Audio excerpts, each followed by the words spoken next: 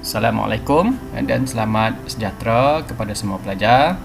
Baik, minggu ini kita akan teruskan pembelajaran pendidikan geografi pada bab yang terakhir untuk tingkatan 3, iaitu bab yang ke-11, tajuknya ialah Kitar Semula.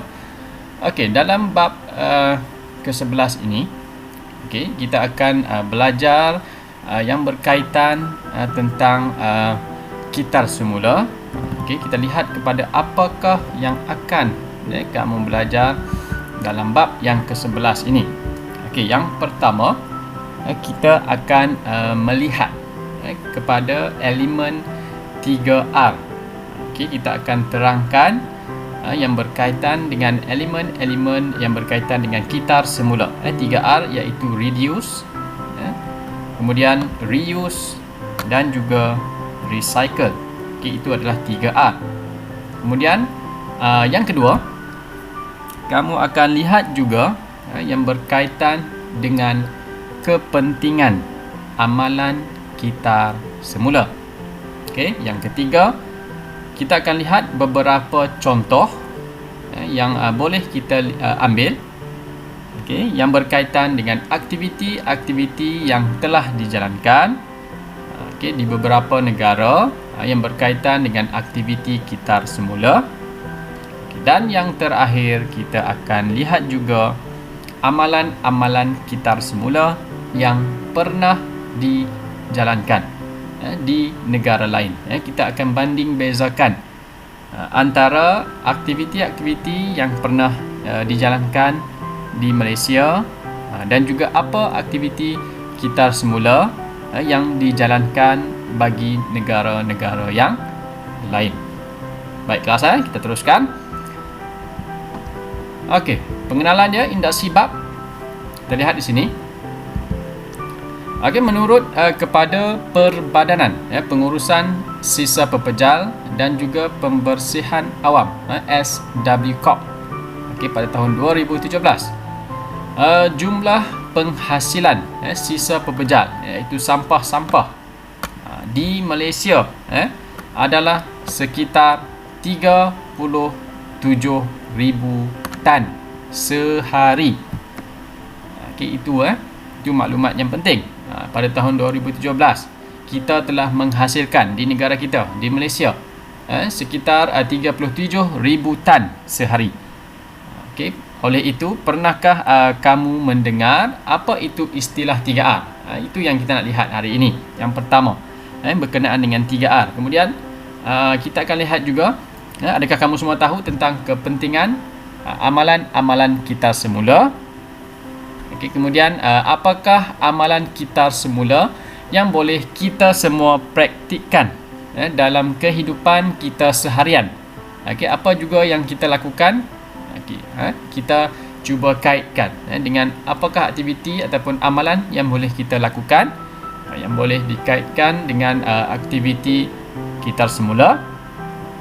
Dan kita juga akan lihat kepada negara-negara lain, bagaimana mereka menjalankan amalan kitar semula bagi memastikan kelestarian alam sekitar mereka terus terjaga melalui amalan-amalan kitar semula. Baik, itu yang pengenalan, sedikit pengenalan kepada kita semua. Secara sepintas lalunya, 3R. Kita akan cuba memahami maksud 3R, reduce, reuse dan juga recycle. Kemudian yang kedua, kita akan lihat tentang kepentingan amalan kitar semula. Di sini dapat disenaraikan ada 6. Bukan 6, ada 5. 5 jenis kepentingan amalan kitar semula. Yang pertama, melalui kitar semula kita akan menjana pendapatan. Itu sesuatu yang menarik, Bagaimana kita boleh mendapatkan pendapatan melalui amalan kitar semula? Kita akan lihat nanti. Kemudian yang kedua, menjimatkan sumber semula jadi. Yang ketiga, mewujudkan persekitaran yang sihat, bersih dan selesa. Yang seterusnya, dapat mengurangkan berlakunya pencemaran dengan lebih banyak melalui amalan kitar semula. Dan yang terakhir adalah dapat mengurangkan daripada berlakunya kesan rumah hijau. Itu yang kedua. Kemudian melalui amalan kitar semula, apa yang boleh kita lakukan? Yang ketiga. Okey, apa yang boleh kita lakukan untuk kita mempraktikkan amalan kitar semula pada kehidupan kita seharian? Okey, itu juga yang akan kita lihat. Dan yang terakhir, yang keempat, kita akan cuba banding bezakan, melakukan perbandingan amalan kitar semula daripada negara kita, iaitu apa yang di negara kita lakukan. Kemudian kita nak lihat juga, mengambil contoh kepada negara-negara yang lain. Antara negara lain yang akan kita lihat, yang pertama melalui negara Jerman, Denmark, Sweden dan juga Taiwan. Okey, baik, itu adalah 4 elemen yang akan kita lihat untuk hari ini. Okey, kemudian kita teruskan pada topik yang pertama untuk minggu ini. Okey, elemen kitar semula. Apakah yang dimaksudkan dengan elemen kitar semula, iaitu 3R? Okey, maksudnya adalah kitar semula ini maksudnya lebih kepada kita memungut, kemudian kita mengasingkan sisa pepejal. Memungut, kita kutip barangan-barangan, okey, kemudian kita asingkan sisa-sisa tersebut bagi maksud penghasilan keluaran barangan yang lain. Apa yang kita pungut, kita asingkan, tujuannya adalah untuk kita dapat hasilkan keluaran-keluaran yang lain yang masih kita boleh gunakan semula. Ia dipetik daripada sumber Jabatan Pengurusan Sisa Pejalan Negara, Ogos pada tahun 2018. Okey, 3R. Yang pertama adalah reduce, iaitu kita kurangkan. Okey, apa yang perlu kita kurangkan? Amalan untuk mengurangkan sisa pepejal bagi meminimumkan penggunaan sumber semula jadi, iaitu kita akan gunakan sesuatu sumber tersebut mengikut kepada keperluan yang kita perlu sahaja. Kita perlu kenal pasti dahulu berapa jumlah yang kita perlu gunakan. Kita perlu kira dulu, kenal pasti, supaya kita tidak membazir sumber-sumber yang berlebihan. Itu adalah yang pertama, melalui reduce, kurangkan. Kemudian yang kedua, kita nak lihat pula kepada R yang kedua, reuse, iaitu kita gunakan semula. Bagaimana pula? Tindakan kepada penggunaan semula barangan secara berulang kali. Bagi mengurangkan daripada berlakunya penghasilan sisa. Kita menggunakan sesuatu barangan itu secara berterusan, berulang kali, dan penggunaannya masih lagi secara optimum, dapat digunakan dengan baik. Itu dapat mengurangkan daripada berlakunya sisa yang lebih banyak. Kita tidak menggunakan sumber yang seterusnya.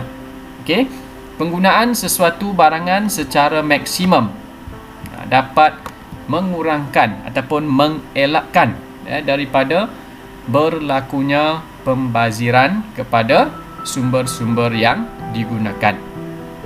Itu adalah reuse. Kemudian yang ketiga, melalui R yang ketiga, recycle, iaitu kita semula, iaitu amalan yang penting, iaitu kita akan mengasingkan barangan mengikut jenis untuk menghasilkan produk yang sama jenis ataupun produk yang baru. Pengasingan perlu mengikut kepada jenis-jenis sisa supaya ia dapat menjimatkan masa dan juga memudahkan proses kitar semula itu dilakukan. Okey, ini adalah maksud kepada elemen 3R, kitar semula. Reduce, kurangkan, reuse, guna semula, dan juga recycle, kita akan kitar semula. Kemudian elemen yang seterusnya, subtopik yang kedua, kita akan lihat pula yang berkaitan dengan kepentingan amalan kitar semula. Kenapa amalan kitar semula ini penting kepada kita semua? Yang pertama, yang kita katakan tadi, melalui amalan kitar semula ini dapat kita janakan pendapatan. Okey, bagaimana? Kita lihat yang pertama. Okey, melalui kitar semula kita dapat menjana pendapatan iaitu dengan menghasilkan baja kompos melalui penggunaan ataupun sisa-sisa makanan. Sisa-sisa makanan yang telah dibuang, okey. Tak kisah di restoran, di rumah, okey. Kita dapat kumpulkan sisa-sisa makanan tersebut dan kita dapat menghasilkan baja kompos. Melalui penghasilan baja kompos ini kita dapat menjual kepada pasaran dan ia dapat menjana pendapatan kepada kita. Okey, kemudian yang kedua, menjimatkan sumber semula jadi. Okey. Contohnya apabila kita mengurangkan ataupun mengguna semula serta mengitar semula sumber-sumber tersebut. Tiga perkataan yang penting iaitu kita kurangkan, guna semula dan kitar semula sumber tersebut supaya kita tidak membazir sumber-sumber tersebut. Kemudian yang ketiga, mewujudkan persekitaran yang sihat, bersih, selesa untuk kita diami, untuk kita hidup. Melalui amalan kita semula, kita mengurangkan pembuangan sisa pepejat dan secara tidak langsung persekitaran kita akan menjadi lebih sihat, kawasannya jadi lebih bersih dan kita sendiri dapat hidup selesa di kawasan tersebut. Kemudian yang seterusnya, melalui amalan kita semula juga kita dapat mengurangkan pencemaran daripada berlaku apabila sisa-sisa pepejal, sisa-sisa tersebut dapat diurus dengan sistematik, dengan pengasingan sisa-sisa yang sepatutnya. Dan yang terakhir, dapat mengurangkan kesan rumah hijau melalui proses kita semula. Baik, ini adalah 5 kepentingan yang dapat kita lihat dalam subtopik yang kedua, 11.2. Baik, kita teruskan dengan 11.3, iaitu amalan kitar semula yang dilaksanakan di negara kita, di Malaysia. Baik, peningkatan kepada jumlah penduduk bagi sesuatu kawasan. Secara tidak langsung jumlah sampah juga akan meningkat. Secara logiknya begitu. Semakin ramai penduduk di sesuatu kawasan, semakin banyak perumahan, tempat tinggal, ini akan menyebabkan isi-isi rumah akan menghasilkan jumlah sisa-sisa dengan lebih banyak. Disebabkan itu amalan kitar semula haruslah kita praktikkan, kita amalkan dalam semua peringkat masyarakat bagi memastikan alam sekitar kita menjadi lebih lestari, lebih sihat, lebih sempurna. Baik, amalan 3R di negara kita, kempen yang pernah dijalankan, yang sedang dijalankan, iaitu fikir dahulu sebelum buang. Apa juga jenis sisa-sisa yang hendak kita buang, kita perlu fikir dahulu sama ada ia masih sesuai untuk digunakan ataupun sesuai untuk dikitar semula, kita perlu asingkan dan sebagainya. Ini selaras dengan Akta Pengurusan Sisa Pepejal dan Pembersihan Awam tahun 2007. Okey, akta ini untuk memastikan bahan kitar semula ini dapat diurus dengan baik oleh pihak berkuasa tempatan. Okey, melalui 3R tadi. Reduce, reuse dan juga recycle. Okey, di negara kita reduce, apa yang kita lakukan? Okey, baik, yang pertama, menggunakan kedua-dua belah muka surat kertas semasa menulis atau membuat salinan, photostat, print dan sebagainya. Okey, itu juga dapat mengurangkan penggunaan kertas. Kemudian, menggunakan kain atau tuala kecil bagi menggantikan penggunaan tisu. Kain ni kita sedia maklum, kita dapat cuci semula, bersihkan dia semula, kemudian kita dapat guna semula, berbanding dengan penggunaan tisu. Kita guna sekali, kemudian kita buang. Okey. Kemudian yang ketiga, kita dapat menggunakan teknologi yang ada pada masa kini, iaitu contoh, satu contoh yang paling baik adalah penggunaan email. Berbanding pada satu ketika dahulu kita menggunakan kertas, iaitu menghantar surat dan sebagainya. Okey, dengan penggunaan email kita telah dapat mengurangkan daripada berlakunya penggunaan kertas dengan jumlah yang lebih banyak. Kemudian yang seterusnya, membeli makanan mengikut keperluan. Okey, bagi mengelakkan daripada pembaziran, mengikut kepada keperluan sahaja, bukan mengikut nafsu kita. Kita beli makanan sekadar untuk kita makan, untuk kita kenyang, untuk kita hidup, bukan makan secara berlebihan. Itu akan menyebabkan pembaziran. Jika makan berlebihan juga dapat memberikan kesan yang tidak baik juga kepada kesihatan. Okey, kemudian yang kedua, melalui reuse, iaitu guna semula. Okey, bagaimana amalan reuse ini digunakan? Yang pertama, contohnya dalam kita membeli makanan. Okey, kita boleh membawa bekas makanan sendiri. Kita bawa bekas tersebut pergi ke kedai makan, kemudian kita order makanan, kita berikan bekas tersebut. Kita gunakan bekas sendiri, tidak menggunakan pembungkus plastik, polistiren dan sebagainya. Itu dapat menjimatkan, mengurangkan sisa pepejal. Kemudian yang kedua, menggunakan semula botol plastik. Sebenarnya botol plastik ni banyak kegunaan dia, mengikut kreativiti kita. Ada yang boleh dijadikan sebagai hiasan, ada juga yang boleh dijadikan sebagai alat-alat tulis, bekas alat tulis. Ada juga penghasilan botol, bekas-bekas botol ini sebagai pasu, tanaman pokok dan sebagainya, ikut kepada kreativiti yang boleh kita gunakan semula. Kemudian apabila kita membeli barangan, shopping, barangan-barangan harian, barangan basah, kita boleh membawa beg yang boleh diguna semula. Okey, semasa membeli barangan di Tesco, di Aeon dan di tempat-tempat membeli belah yang lain, kita boleh membawa beg kita sendiri untuk mengisi barangan-barangan yang dibeli, tanpa kita mengambil beg plastik daripada pihak pasaraya. Okey, baik. Kemudian mendermakan pakaian yang masih elok kepada mereka yang memerlukan, kepada orang-orang yang susah. Pakaian kita mungkin yang telah kecil, tapi keadaannya masih sempurna untuk digunakan. Kita bolehlah berikan ataupun sedekah kepada orang-orang ataupun keluarga lain yang memerlukan bantuan, yang memerlukan. Okey.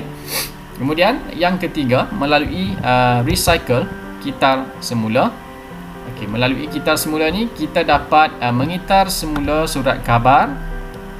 Okey, daripada surat khabar tersebut kita dapat menghasilkannya untuk menjadi bakul dan juga kraft tangan yang menarik. Ini lebih kepada kreativiti lah. Kita dapat gunakan sumber-sumber tersebut kepada kreativiti yang ada pada kita. Kita boleh rujuk dalam YouTube dan sebagainya. Semua contoh dah diberikan.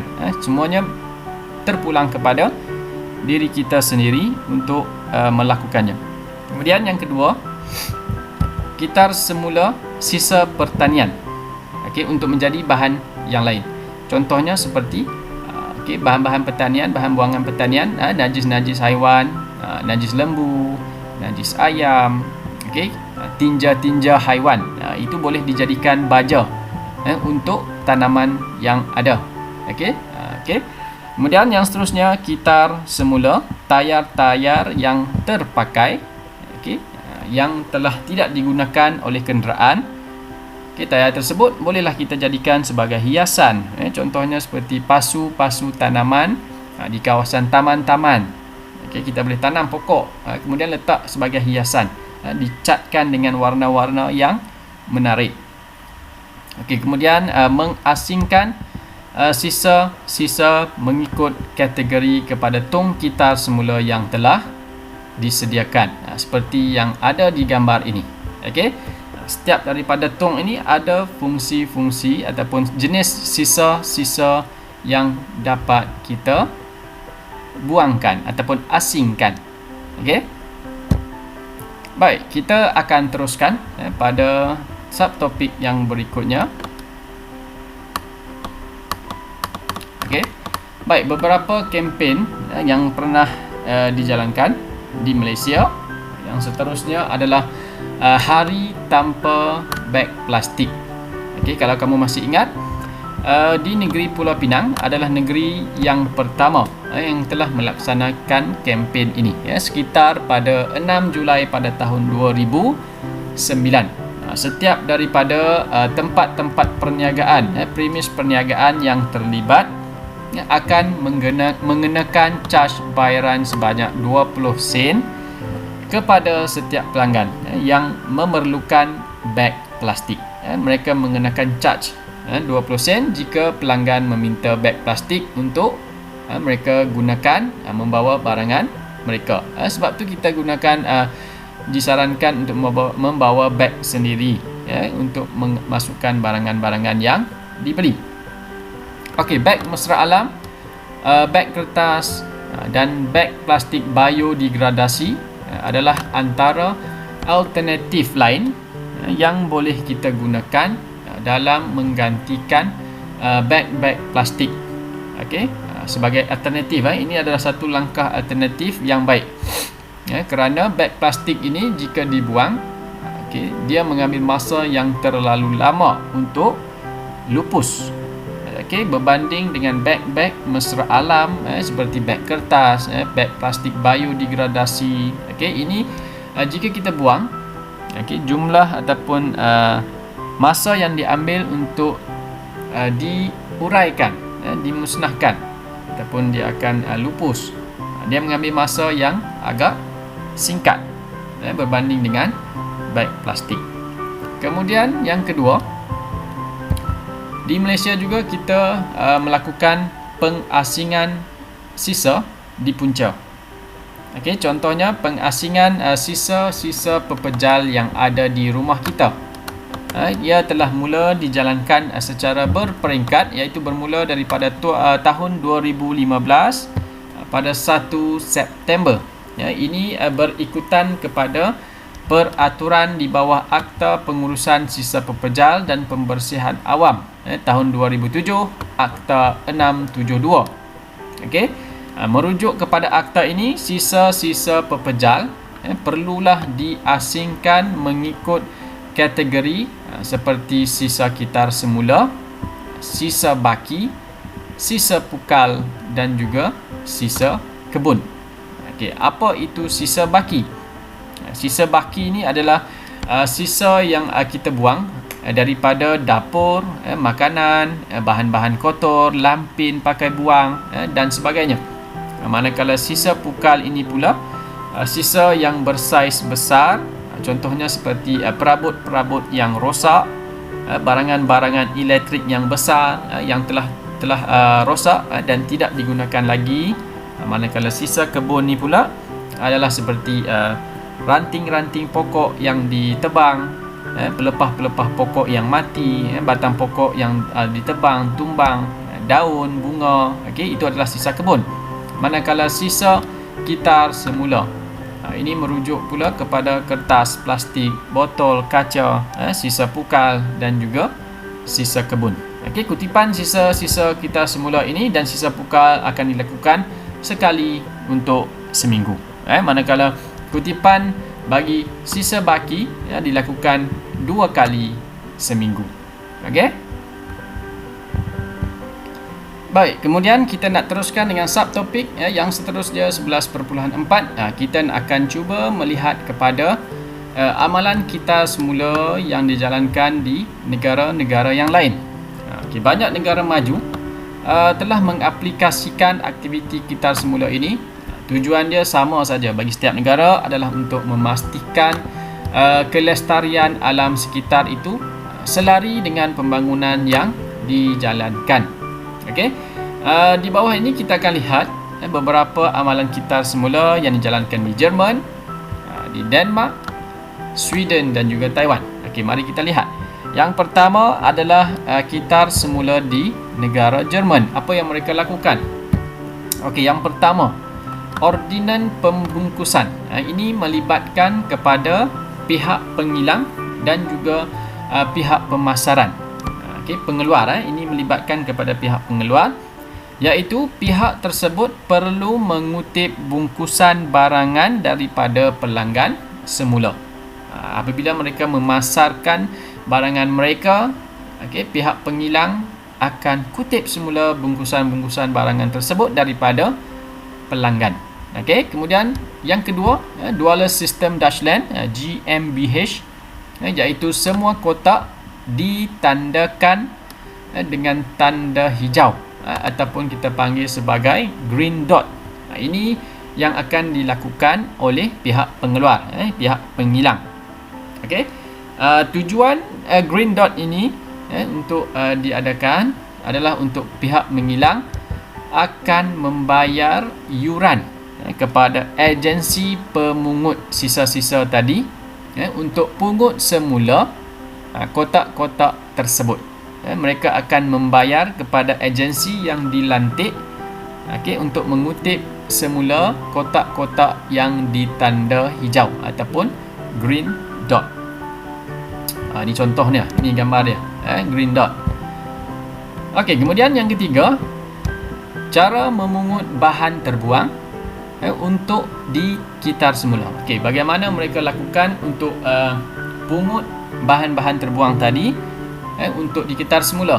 Yang pertama, mereka akan melakukan penyediaan tapak pengumpulan dan juga tong kitar semula di jalan-jalan utama kilang, kawasan perumahan dan juga perniagaan. Ini peranan yang dimainkan oleh masyarakat di Jerman. Mereka akan mengisi sampah-sampah dalam beg plastik yang berlogo green dot, yang akan diberikan secara percuma. Melalui logo ataupun plastik yang berlogo ini, mereka akan terus menghantar bahan-bahan yang boleh dikitar semula ke kawasan pusat pengumpulan. Sedikit info. Sejak pada tahun 2013, 1 Januari 2013, semua bekas minuman seperti botol kaca, tin dengan isi padu 0.1 liter hingga 3.0 liter akan dikenakan charge deposit.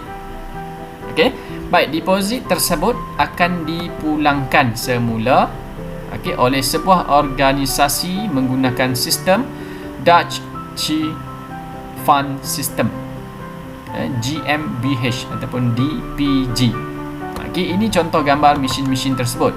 Mesin untuk kita tebus semula deposit yang telah dibayar melalui pembelian bekas-bekas minuman, botol, kaca, tin dan pelbagai-pelbagai bahan yang lain yang dikenakan charge deposit. Jika kita tidak pulangkan semula, deposit itu akan dapat kepada pihak syarikat.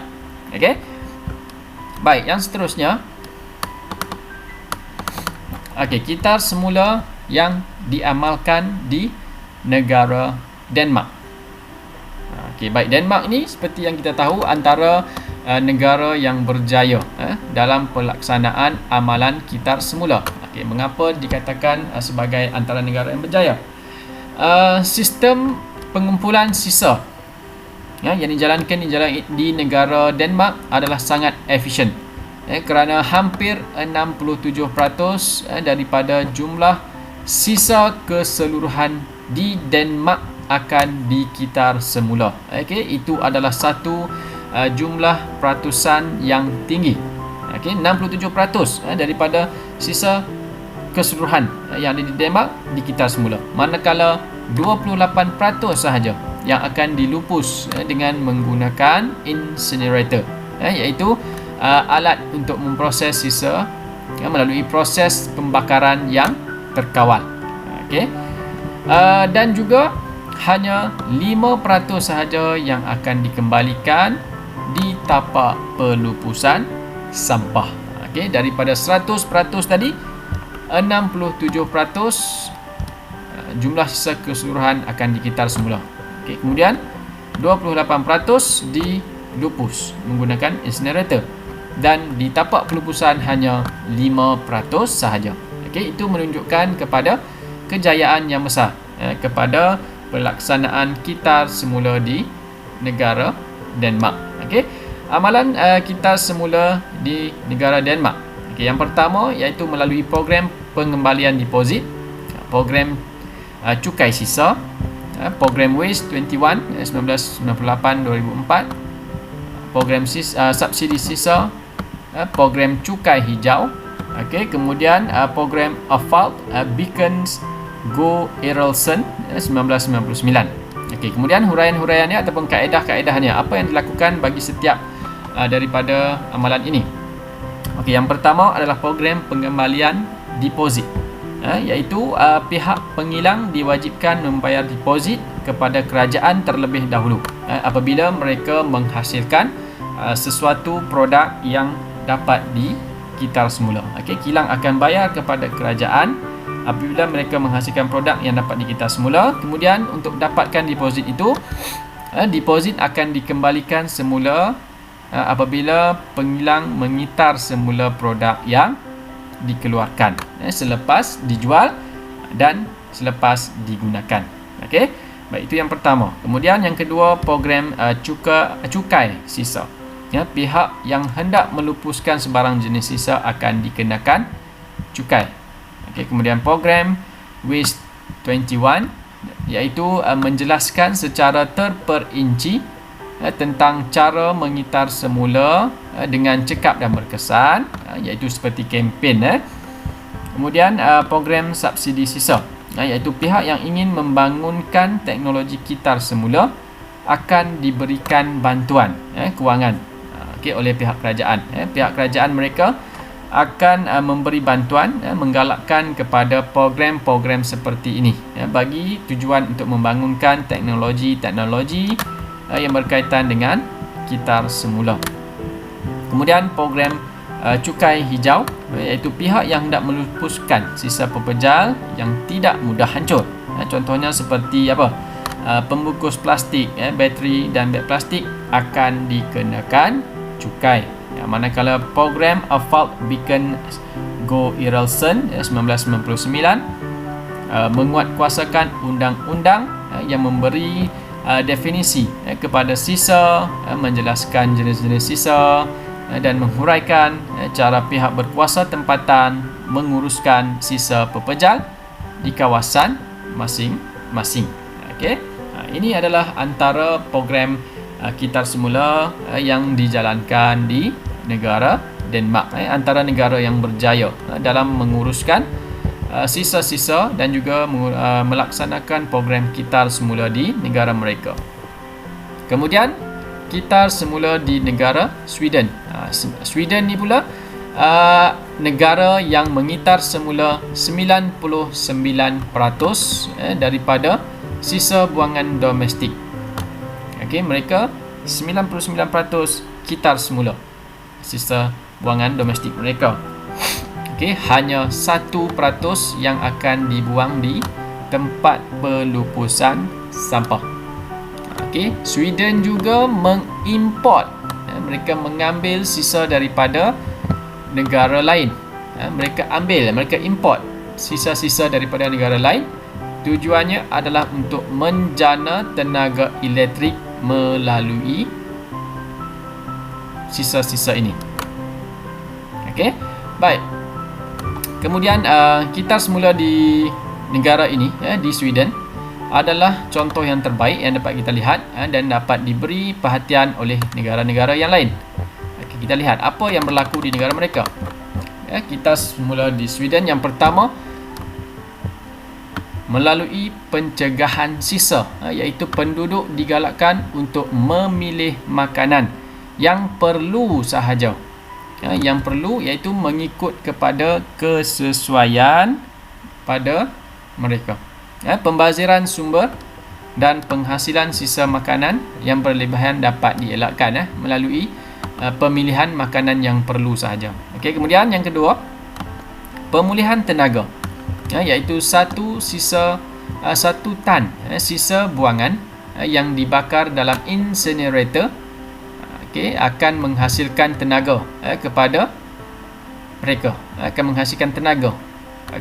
Secara tidak langsung, pemulihan tenaga dapat dijalankan.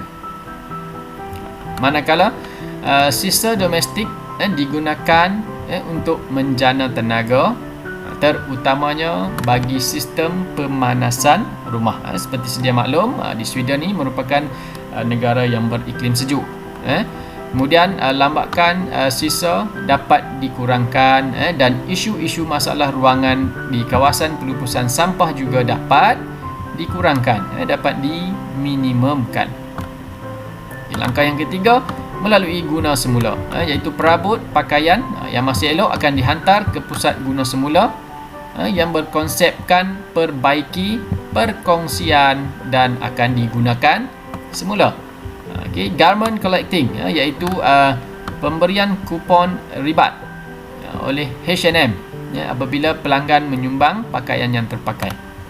Manakala matlamat guna semula adalah untuk membentuk sikap yang lebih baik, manakala kempen guna semula disebar dengan meluas melalui media-media massa, media elektronik dan sebagainya. Kemudian melalui pelupusan, sisa buangan domestik akan dikitar semula, kemudian akan dihantar ke kawasan pemulihan tenaga. Manakala sektor pembinaan yang menyumbang kepada sisa yang tidak boleh dikitar semula, contohnya seperti bahan-bahan pembinaan, asbestos, perlu diuruskan oleh syarikat masing-masing dengan melupuskannya menggunakan mesin incinerator bagi bahan-bahan sisa tersebut. Okey. Kemudian kitar semula yang dijalankan di Sweden, mereka menyediakan tong kitar semula mengikut kategori di kawasan perumahan. Kemudian syarikat OptiBag membangunkan mesin yang boleh mengasingkan beg sisa mengikut warna secara automatik. Dia memudahkan dalam pengasingan sisa mengikut kepada warna. Kemudian bahan kitar semula disalurkan ke kontena bawah tanah yang berfungsi. Tujuannya adalah untuk mengurangkan pencemaran bau daripada berlaku. Yang seterusnya, yang terakhir, kita akan lihat di negara Taiwan. Bagaimana mereka melakukannya? Taiwan merupakan sebuah negara yang berkeluasan kira-kira 35,410 km persegi dan kepadatan penduduknya adalah 699 orang kilometer persegi. Okey. Baik, statistik ini akan menunjukkan bahawa bilangan penduduk di negara Taiwan adalah padat dan akan menerima kesan negatif jika bahan buangan sama ada dalam bentuk pepejal atau cecair tidak diuruskan dengan baik dan juga sistematik. Okey, disebabkan itu negara Taiwan sangat-sangat menggalakkan aktiviti kitar semula ini untuk diamalkan. Okey, apa yang mereka lakukan? Okey, yang pertama melalui kempen. Program ini dijalankan oleh Agensi Perlindungan Alam Sekitar ataupun Taiwan Environmental Protection Administration, EPA. Okey, mereka akan menjalankan kempen kesedaran bagaimana untuk melakukan kitar semula keburukan-keburukan tentang sisa-sisa yang tidak diurus dengan baik. Okey, itu adalah antaranya. Kemudian program 4 dalam 1 iaitu kerajaan akan menggalakkan jalinan kerjasama antara 4 golongan. Okey, siapa yang terlibat? Pihak masyarakat, pihak berkuasa bandar, syarikat kitar semula dan juga badan sukarela bagi menjalankan kitar semula. 4 golongan ini akan diberi galakan daripada pihak kerajaan untuk menjalin kerjasama, mencapai kata sepakat supaya dapat melaksanakan program kitar semula ini dengan lebih berkesan. Okey, manakala yang seterusnya garis panduan kitar semula, iaitu melalui ini garis panduan yang dikeluarkan, ia akan menerangkan cara untuk menguruskan sisa-sisa pepejal, termasuklah kaedah-kaedah bagaimana untuk menyimpan, panduan untuk bagaimana proses kitar semula itu berlaku, bagaimana untuk kumpul dan proses daripada hasil-hasil buangan ataupun hasil sisa-sisa yang telah dikumpulkan. Kemudian yang terakhir melalui akta pelupusan sisa, iaitu mewajibkan pengilang dan juga pengimport. Pengilang dan pengimport akan bertanggungjawab ke atas produk yang dihasilkan, bertanggungjawab sepenuhnya. Okey, baik, itu adalah bagi negara Taiwan. Okey, kita dah habis untuk bab yang ke-11. Okey, kita imbas kembali secara keseluruhannya. Definisi kepada kitar semula iaitu bermaksud memungut dan mengasingkan sisa pepejal bagi maksud menghasilkan keluaran. Kepentingan bagi kitar semula iaitu boleh menjana pendapatan, menjimatkan sumber semula jadi, mewujudkan persekitaran yang sihat, bersih dan selesa, mengurangkan pencemaran, mengurangkan kesan rumah hijau. Manakala amalan yang dijalankan di Malaysia, amalan kita semula di Malaysia, 3R, pengasingan sisa di punca dan hari tanpa beg plastik. Kemudian perbandingan yang kita lihat tadi melalui 4 buah negara, Denmark, Taiwan, Jerman dan juga Sweden. Okey, baik, so kita akan tamatkan untuk bab yang ke-11. Okey. Okey, baik, latihan untuk hari ini kepada semua pelajar, cabaran minda, soalan yang mudah. Baik, tandakan betul pada pernyataan yang betul dan salah pada pernyataan yang salah. Okey, kamu akan baca salin semula soalan A, B, C, D, E dan F. Kemudian soalan yang kedua, okey, kamu perlu rujuk kepada keratan akhbar di bawah. Kemudian kamu akan bincangkan tentang amalan kepentingan amalan kitar semula. Okey. Baik, kepentingan amalan kitar semula buat dalam bentuk gambar rajah seperti ini, kemudian masukkanlah kepentingan-kepentingannya. Kamu jawab. Dan yang ketiga, soalan yang ketiga, perbelanjaan bagi pengurusan sisa di Malaysia mencecah 2.2 bilion setahun. Selaku ahli kelab alam sekitar sekolah anda, kamu diminta untuk apa? Berikan cadangan langkah yang berkesan yang boleh diambil bagi menangani masalah pembaziran kos tersebut bermula pada peringkat sekolah. Baca soalan betul-betul. Okey, kamu akan berikan cadangan langkah-langkah yang berkesan yang boleh diambil bagi menangani masalah pembaziran kos tersebut, iaitu bermula pada peringkat sekolah. Beri perhatian di situ adalah bermula pada peringkat sekolah. Apa yang boleh kamu lakukan? Okey, kamu berikan cadangan. Okey, kita akan bincang latihan ini pada sesi yang berikutnya. Okey, terima kasih.